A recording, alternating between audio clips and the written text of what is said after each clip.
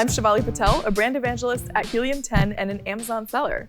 And I'm here again with Robert, who is thinking about selling on Amazon. Yes, I am, Shivali. So this is video number 2 for us. Yes. The first one we talked about the overall basics of Amazon, how we can sell with FBA, the private label approach to it, and then how Helium 10 tools can kind of help on our entire Amazon journey.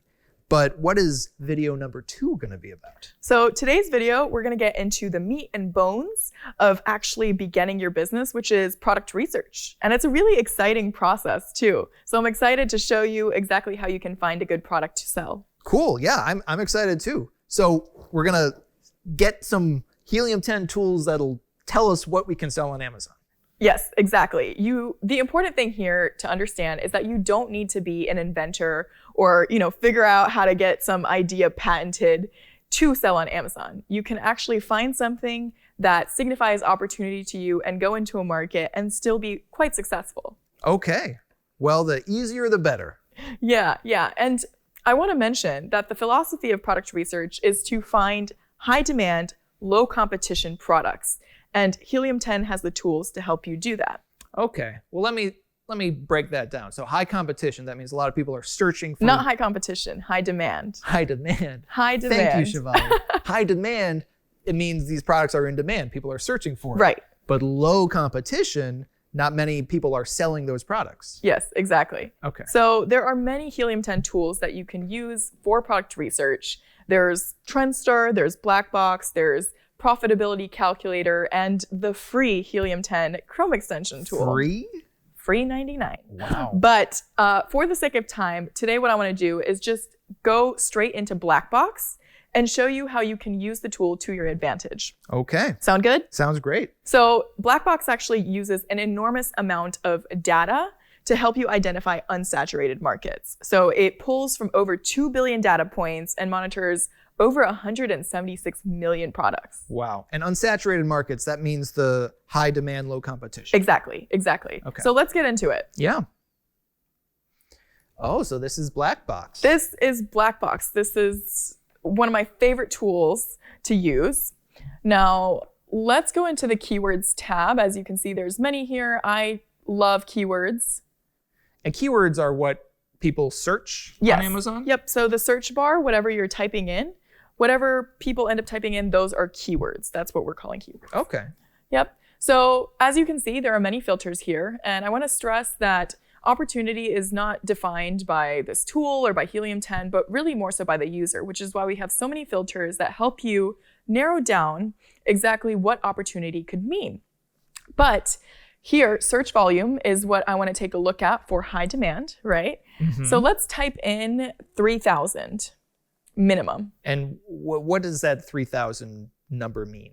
So 3,000 means on average, at least 3,000, this keyword will be searched up at least 3,000 times per month on average. Okay, so that's like 100 searches a day. Exactly. Okay. So I'm also going to use 25 as a minimum and 70 as a maximum for price. Okay. And that's just because I don't want to go too low on the pricing because then, the profit margins might be smaller. But I also don't want to go too high because that might require more money to invest just to make the product. And, I feel like 70 is a good marker for now. Yeah. All right. Makes sense. Review count, I'm going to put in 150 max. And so so that means at most, these products would have 150 reviews. On average, in the pool that we're looking at for the keywords, most of those products don't have more than 150 reviews. And that's just the way that I think about it is if you're going into a market you're probably going to have 0 reviews, right? So if you have 0 reviews, you want to be able to compete. Mm-hmm. And it's easier to compete when there's less reviews as opposed to, if you're going against a big brand that has thousands of reviews, right? Right. Okay. Exactly. So what about review ratings? Do you want to pick a max? Well, I don't buy anything under 4.5. Okay. So should we do max of? Let's do max of 4. Okay. Let's be a little loosey-goosey. Sounds good. And then I'll let you pick the categories. What categories do you want to do? Let's see. Well, I have an office, so let's do office products. At one point, I would love to have a patio lawn or a garden. So there we go. And then I'm going to be Mr. Handyman. So let's do tools and home improvement. Sounds good. Okay. So we had you pick the categories, and then it's like a magic trick. It is, right? It's kind of fun. You get to pick and choose. Now I'm going to put in 2 more things just for fun. You can see where it takes us, right? This is competitor revenue. And I'm going to put in more than 2,500 because we like money, right? So this basically means what competitor revenue is in the top 10 products. Of those top 10 products, at least, whatever number we put in. Shall we pick a number? Yeah, let's do 5. Let's do 5. Okay, so what that means is 5 of the top 10 products will be making at least more than $2,500 in revenue per month on average. Month. Okay. Sounds good, right? Yeah. Sounds nice. You can live on that, depending on the city you're living in. Yeah, that's probably important. There's also competitor reviews. So similar concept. I'm going to put in less than 150. How many do you think we should do? Let's bump it up to 6. 6. All right. So we'll do a minimum of 6.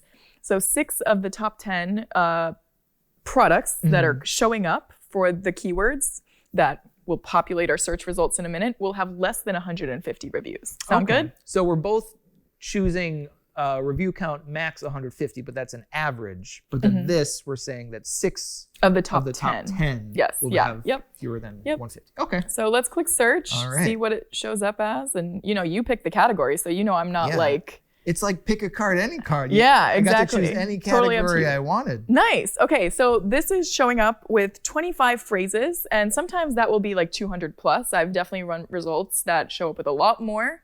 So it really depends on the parameters you put in. But here, I like that this is narrow. And will you look at that? Even the first one? Check out that search volume. How much does that say? That's 9,460. So that's like 300 searches. And then look at that monthly revenue. 7,500. And then reviews? 2.3. Right? I would not purchase a magical metal windmill as they stand right now. All right, let's take a look on Amazon what this even is. I've never even heard of it. This is so cool. What makes it magical, Shivali? I don't know. This just you gotta looks like a metal windmill. You know what? I'm not entirely sure if there's much magic. I think you might have to bring it based on these reviews. Is it blessed by a Wiccan? Can't say, but I do actually really like that. So, you know what? I feel like this is a pretty good stopping point. It doesn't mean that we have to go with, necessarily the first product that you come across, right? What we saw, the magical metal windmill.